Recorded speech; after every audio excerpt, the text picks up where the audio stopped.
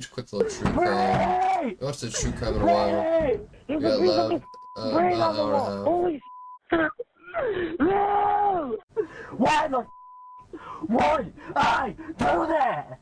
On March 4th, 2017, in Fenton Township, Michigan, an ordinary hangout between two teenage friends takes a sudden, deadly turn. By the night's end, one life would be tragically cut short, and 16-year-old Abdurman Abduakil would be left to face the consequences.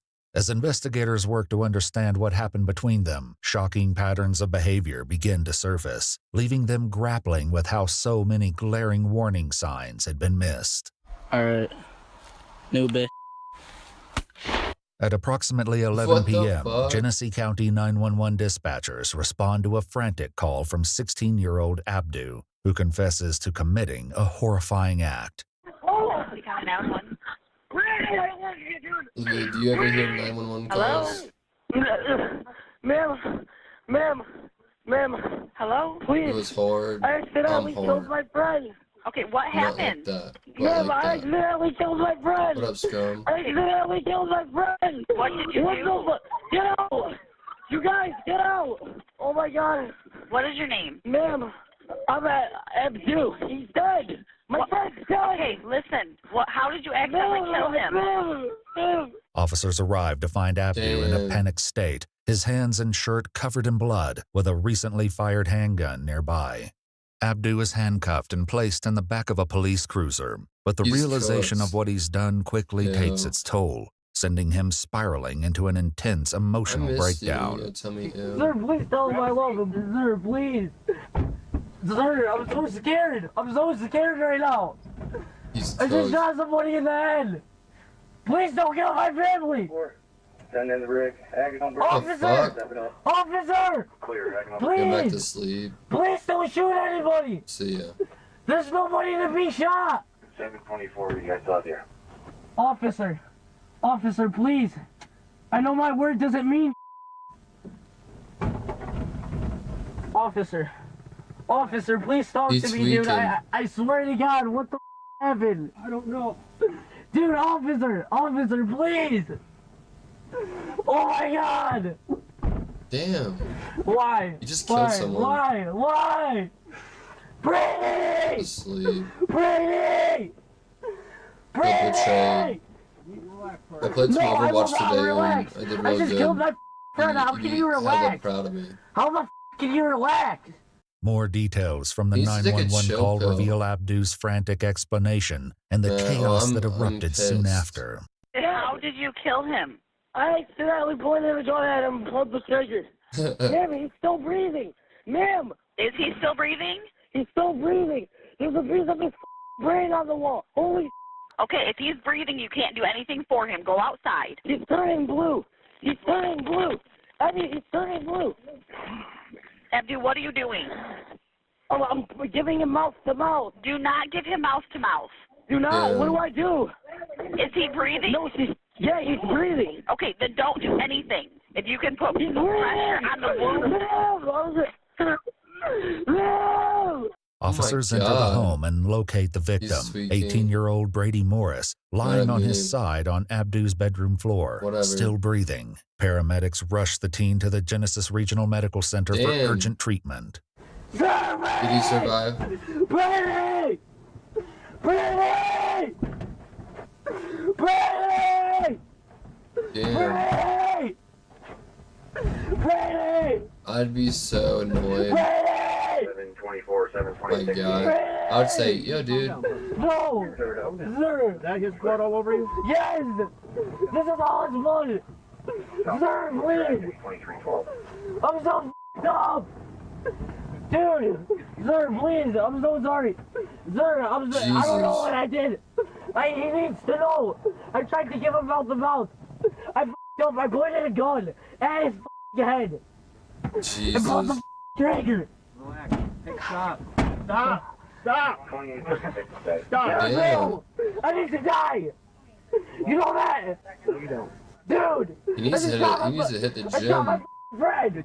Unable to cope with the Eat a couple nightmare unfolding sandwiches. around him, Abdu makes a He's skinny. disturbing request. Please let them kill me. Please let them kill me. Please, I have to die too. I have to die too. While Abdu insists that the shooting was a tragic accident, investigators are tasked with uncovering the truth. Does bro They begin to survive? collect evidence, first securing the firearm used to shoot Brady. With the possibility that the firearm may have belonged to Abdu's parents, investigators begin to question them both. In an interview with police, Abdu's father Ahmed claims the firearms found in the home belonged to him. And they just As have for him why they sitting weren't out? secured, he explains that his safe had been broken into many years ago. But in a shocking twist, it was all Why is their quickly house determined so that the firearm unfinished? used to shoot Brady was not one of the stolen firearms, nor did it belong to Abdu's parents, raising unnerving questions about its origins. However, both of Abdu's parents adamantly insist that Abdu never owned any guns of his own, their firm denial adding another layer of mystery to the unfolding investigation. What the Where the fuck? you at? Where the y'all at? Y'all pussy. Ain't about no action, man. No back, no action type pussy. What the Inside hell, cruiser, Abdu? Abdu's emotions continue to escalate as the weight of the situation presses down Why on is him. Abdu acting like Just breathe that? for me. Hey, just breathe. We're gonna get this straightened out, okay? Brady! You will never straighten it out! You will never straighten it out! After completing their initial God damn. investigation and securing the crime scene, officers bring Abdu to the station for interrogation. In the meantime, they seize his cell phone and quickly stumble upon dozens of video recordings, unaware of the dreadful truths they'll soon witness. Oh shit. As they dive into the footage, disturbing glimpses of Abdu's relationships with the victim, Brady, and his friends emerge. What the fuck? I'm so glad I never had friends like this. This is why I didn't fuck with people in high school. The videos leave investigators questioning how this seemingly solid friendship could have spiraled into such a devastating outcome that left Abdu absolutely distraught. Why the would I do that? Brady!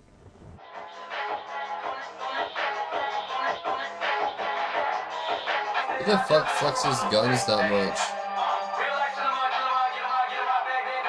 To further explore possible motivations Jesus. that may have resulted in the Abdul's a horrific bad crime, boy. investigators identify Looks two like him friends either. from the videos, Keegan and Devin, and quickly bring them in for questioning. They begin pressing them for insights into Abdu's history of violent behavior. According to both friends, Abdu not only kept multiple firearms in his room, but on occasion would fire them inside the house. Alright, boy. Feeling hype as you know what I'm saying? Heated. What the fuck? People are psychopaths. Heat. What's up? Go. You're just shooting 22s into the ground? According to them, his many targets would include furniture, What the the floorboard, fuck? and even the crawl space beneath his family home. However, Keegan and Devin's Gang admissions member. only confirm what investigators already know from Abdu's videos, and they fail to shed light on the truth of what are they, transpired like- between Abdu These like and little Brady. nerdy kids. Why they gangsters?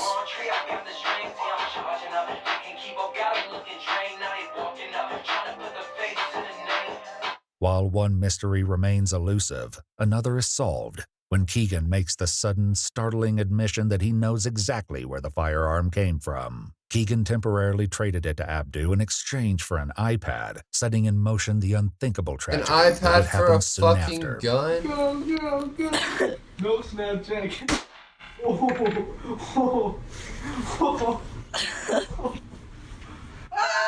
With the origins of the That's firearm crazy, explained, bro. investigators are still scrambling to fuck? determine if what happened between Brady and Abdu was truly an accident. Oh my god!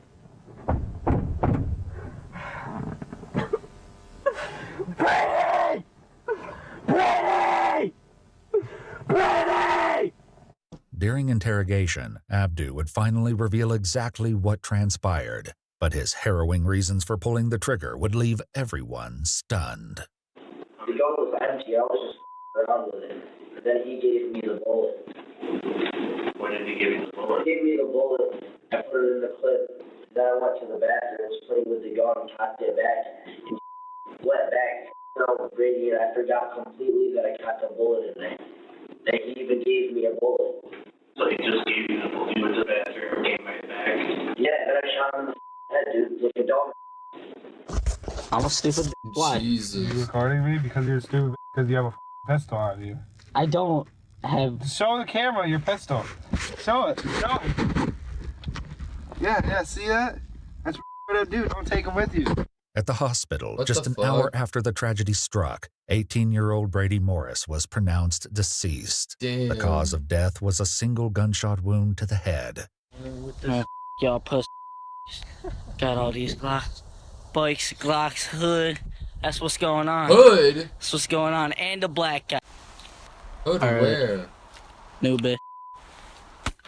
Abdurrahman Abdu Akil was charged with one From count of Abdu open murder, DeAndre. 1 count of receiving and concealing a firearm, and 2 counts of felony firearm he's possession. creepy. Poor He was Brady, denied bond dang. and sent to the Genesee Valley Regional Center in Flint, Michigan.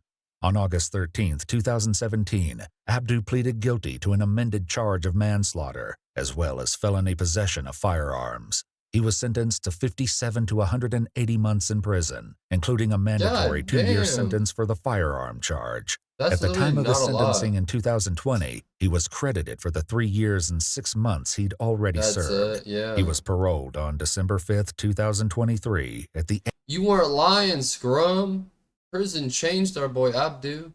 age of 23 after serving a total of 6 years and 9 months behind bars.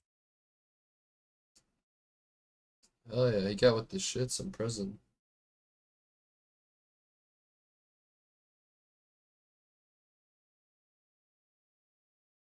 Killer clown chases victim down and murders him in broad daylight. That's a... Oh. Chat, where do you see clown in this? That's a... Oh. This is why I'm getting glasses, chat. I'm like, Junior, what? He said, I done killed them. And my heart dropped. I said, what are you talking about? Where are you? He said that he cut him up with a machete. Guests at the Country Inn and Suites God, in I'm Bedford, getting New Hampshire are blind. settling down for a quiet evening indoors when the peace I was is like, killer suddenly clown. shattered. As investigators gather the facts, they're unaware of another utterly harrowing secret hidden inside one of the hotel rooms. The That's because following that killer report is clown based would've on been police dead. records, and most of the footage has never been seen before until now. Please note that while the following CCTV footage is intense, it does not show anyone being physically harmed or Boo! injured. Shortly after Sucks. 4:30 on August 21st, 2021, 2 men check into the hotel. The one on the left they is 28-year-old Nathan Cashman, and the other is 42-year-old Theodore Lucky. While nothing seems amiss at first glance, one of these men harbors murderous thoughts about to be unleashed. And I mean, from the time I seen this guy, I don't know, I just had a bad feeling about him. Creepy. Minutes after this encounter, a witness in room 312 hears hair-raising cries from the hallway on the Drugs or 3rd floor. sex? It sounded like a man screaming at the top of his voice, help me, and several times, 3 or 4 times. And then I heard somebody, it sounded like footsteps following him, behind him. That's and a I sex heard hotel. silence, but I heard like banging, like somebody was hitting the walls on the hallway a couple times. Then it was silent. And this is all things that you heard? I heard, yes. Did you see anything? No, I was not going to open the door. Okay. Although most witnesses stayed inside their rooms to avoid the danger, the hotel security camera Average captured grinder the unfolding experience. violence. A witness staying in room Damn. 218 notices 2 men at the end of the hallway engaged in an altercation. And when I got off the elevator, there was 2 men at the end of the hallway, one of which was beating one man with the hose of a fire extinguisher. And when they heard the elevator ding, they turned, and one guy was screaming, "Get the police," and the other guy started moving toward me that was beating him. So I ran to my room as quick as I could and got in with my key. And then I called the main desk about 8 or 9 God, times and couldn't get chasing him through. down the And hallway then about 10 minutes like a later, I had murderer, police like knocking with on a my door. hatchet. Photographs taken Oh of the my crime scene gosh. show glimpses of this encounter near the 2nd floor window as guests struggle to avoid the bedlam. One of the I like how witnesses no one opened the door to help him as he checked every door. Damn, in a cold blood on me, oh my god. describes a desperate decision Nathan was forced to take in a panicked attempt to save himself. And when I came out, I look up. I said, oh, man, this dude jumped out the window trying to save his life. You know what I'm saying? There's blood all on the window. The frame of the window's on the ground right there. And then that's when the other maintenance guy that's here was sitting in his car. I went over and told him, I said, man, did you see that? He said, no, I didn't see nothing. I was down on my phone. I said, man, look, dude just jumped out the window. 2 minutes later, at least 2 minutes later, there's a white guy running around the corner. And then all of a sudden, the guy came behind him with the black guy with the red hair had a machete in his hand. And he whacked him in the back of his head right before he went in and put like another gash of many gashes that this guy already had on him. So he goes in, and I'm like, oh, man. As Theodore chases Nathan back inside the hotel, another Why would you eyewitness go back recounts what he inside? observed inside the lobby as the assault nears its gruesome conclusion. The two people came blasting in through the door, and the one in the I front, know, the other guy was chasing, was saying, please help, please He's help. like a killer in DVD. And I saw the guy where he hit can only him walk. once, and then we just got out of there. That was the last thing we saw. Security camera footage further underscores Nathan's desperate struggle to escape the malicious assault as witnesses look on in horror. As Theodore continues his relentless attack against Nathan, the front desk clerk inexplicably puts himself in grave danger while he's on the phone with a 911 operator. While it may seem that this situation is coming to an end, Theodore is TikToks? Just getting started, and another horrifying discovery remains to be uncovered behind the closed doors of this hotel. Oh my This gosh. horrifying attack in the lobby lasted almost 4 minutes, but it'll take Holy investigators shit. much longer to uncover the reasons behind such a cruel assault. 12 minutes later, the medical team arrives to check on Nathan. Paramedics note a deep laceration across Nathan's neck, suggesting that his throat had been I'd be slit, scared. and declares death. Unsurprisingly, a medical examiner will later note in the autopsy report that Nathan died from multiple chop wounds of the head, neck, and body. As Theodore flees the crime scene, officers are unaware that they're about to receive a lead from an unlikely location over 250 miles away. What's going on? My wife just got a call from her son. Okay. Okay. He just killed somebody in New Hampshire. Okay, he just got out of prison, apparently, and it's been back and forth down here. She come home, she's all upset. I'm watching the game, me and my cousin, you know, she blew my high. She tells me, Junior just killed She blew my high. That's crazy. someone. Where the hell was Junior at? He's in New Hampshire. I talked to him on the phone. Sure it was him? I'm positive it was him, okay? And he's telling me, Dad, He's I gonna go for understand, that. you know, and I'm I kinda talking to feel him, it. telling him what not to do. Hey, I understand what's going on. He'll get killed tonight, okay? Because they're looking for him. More officers from the Asbury Park Police Department in New Jersey arrive on the scene, and Theodore's To a mother, Vivian cop. Brown, I mean, relays vital information. He didn't say what I time. got a phone call from my son. He was hysterical. He was cussing, and my son don't cuss around me. He's like, Mom, you was f***ing right. You was f***ing right. I'm like, Junior, what? He said, I done killed the mother. And my heart dropped. I said, what are you talking about? Where are you? He Oh my said that gosh. he cut him up with a machete at some hotel or somewhere. And I was like, where are you? Where are you? He said, I'm in New Hampshire. I don't know where I'm at. I said, well, who car are you driving? Jesus. I don't know. Mom, I'm lost. I don't know. I'm just going to tell you. I'll just tell you that I love you. I'm saying goodbye to you. I'm going away for the rest of my life. I don't give a damn. He's dead. I'm covered in blood. I don't know. Yeah. As New Jersey officers dispatch this information to the New Hampshire State Police, Vivian shares more about Theodore. He just got out of prison Mother's Day weekend, May the 7th. Have you ever acted out like this before? That's why he was in prison the last time. According to online reports, Jesus. Theodore was convicted of sexually assaulting a 13-year-old minor in 2004, and in just let 2012 people he out. pled guilty to 2 counts of kidnapping and served a portion of his sentence in the Northern New Hampshire Correctional Facility, where he met Nathan. You know anyone by a Nate or a Nathan? He just got out of prison, too. Okay. Evidently, they were lovers in prison. Called it. Shocked by what their son has just admitted to doing, Vivian has reached her emotional limit with Theodore. Knew it. I understand. I'm not. Honey, as long as he's alive, that's all that counts. Okay? When he took that boy's life, he should have took his right along with it. That's the way I feel about it. You don't go around here killing nobody. I don't care what they do to you. You don't take nobody's life. I understand that. You don't honey. do that. I just don't want him to die for being stupid.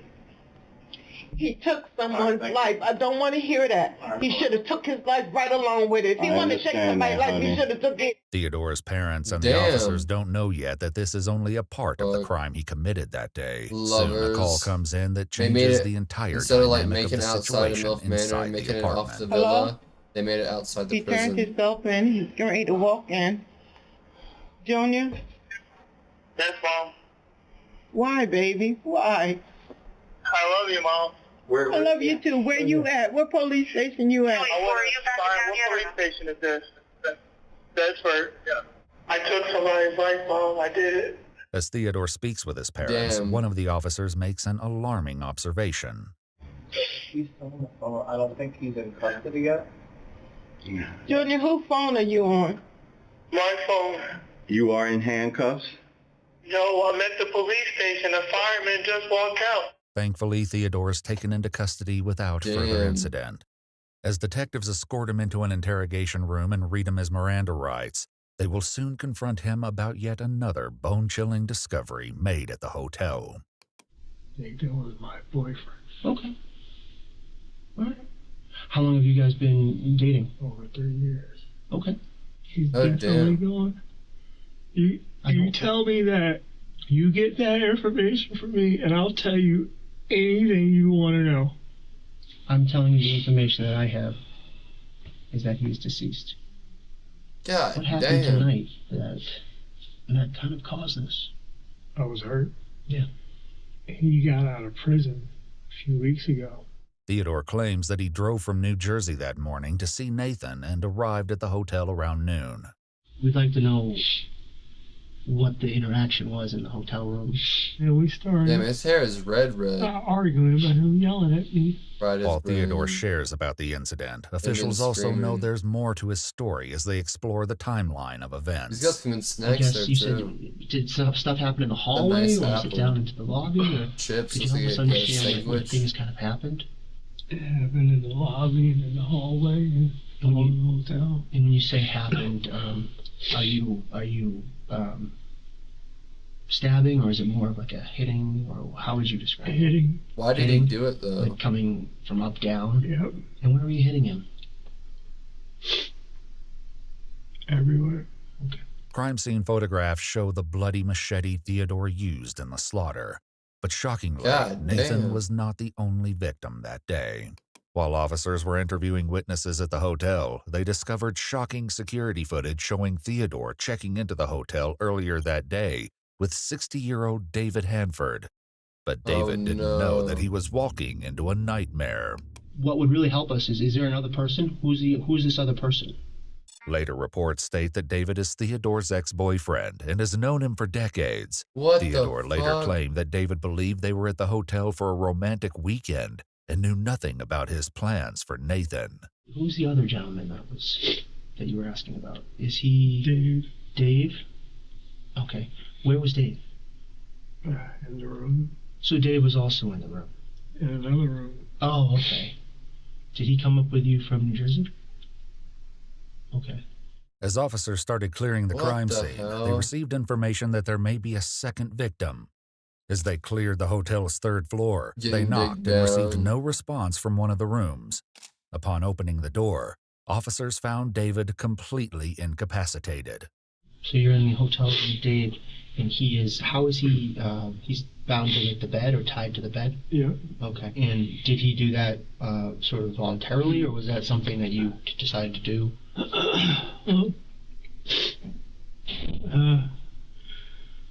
David, well, more so him, he likes the whole SM and bondage type thing.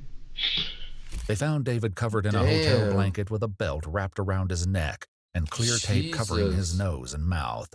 It appeared he'd been dead for some time. While it's still unknown what prompted Theodore to commit this horrifying act, the eventual answer is something none of the detectives like a haunted anticipated. hotel. I told Dave that I was hoping for the best, but preparing for the worst. I told Dave I didn't want to hurt him.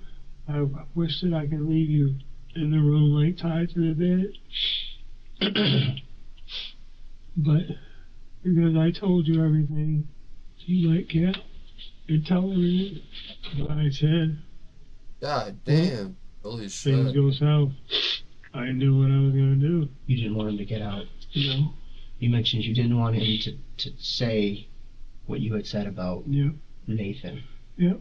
Theodore claims that he kept That's David fucking inside nuts. the room and Yo, Cool eventually Ranch suffocated him to Doritos? death What's your because favorite David burrito? knew about his plans. He feared that David might have escaped and warned Nathan about Things the go impending south. attack. No But shit. to understand what motivated Theodore to attack Nathan, detectives must explore their relationship. 2 weeks prior to the events at the hotel, Theodore and his friends drove up to visit Nathan and noticed something odd about him. But then I came outside I'm and not Cool Ranch. I'm not like Cool I Ranch was my talking fave. to him and I noticed that there was a hickey on his neck. A week later, when That Nathan cheating calls son off of a their bitch. relationship, things spiral Honestly, out of control. And this is all said, understandable. that he was breaking up. I said, why? That's when he told me he had slept with some girl. Less than 2 weeks ago, you were telling me that you want to be with me, you want to marry me, and now you're moving in with your ex-girlfriend. He told me that he wanted to see me. Typical story. Of course, I wanted You don't like to see him. Doritos? Was that the plan today, just to Give me meet your up and Latino talk, card. or was... Yeah. He's got a sub Laid sandwich. in the bed together. He told me that it felt weird. Because in his head, he'd say he felt like he was cheating on his ex-girlfriend. Minutes after this Wait, statement, dude, the sun attack chips are begins. gas. I wanted to hurt Salsa. him. The barbecue I sun chips wanted are really him good. to feel the pain that I felt. Theodore's rage and feelings of betrayal led to the murders of Nathan and David. On November 7th, 2022, Theodore pled guilty to 2 counts of murder in the first degree. He received